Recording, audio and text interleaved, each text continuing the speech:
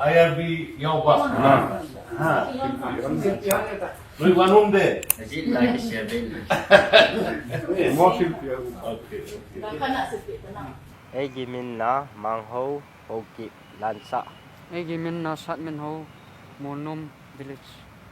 Mabani ase handak 10 11 IRB da makhoi ni corruption lupa ma phau ting de bi da makhoi ni ase asi thabak se phangbani aduna ekhoi CM mabu thagalli Manipur manung asida corruption leidabi da ekhoi asi thabak phangba se haraba phongdoi aduga chief minister se zo oibi sunu mathang da su Manipur si puba oisunu haina ekhoi tarap dagi haijaningi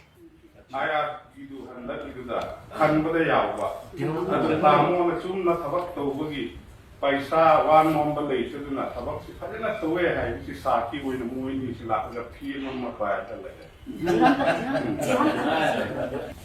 IRB yaoba noi wanumde Najib like Shabin. nana mai dagi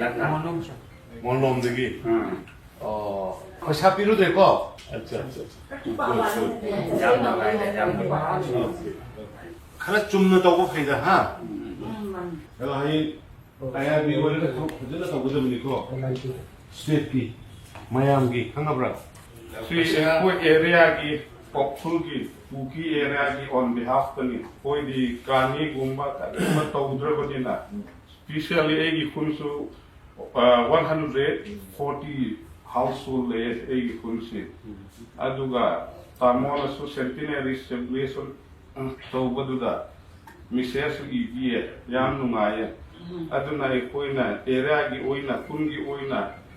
si raingang si hidak su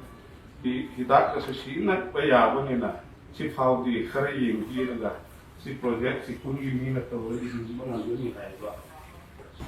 soi dan tawben turmeric ka ginger shrimp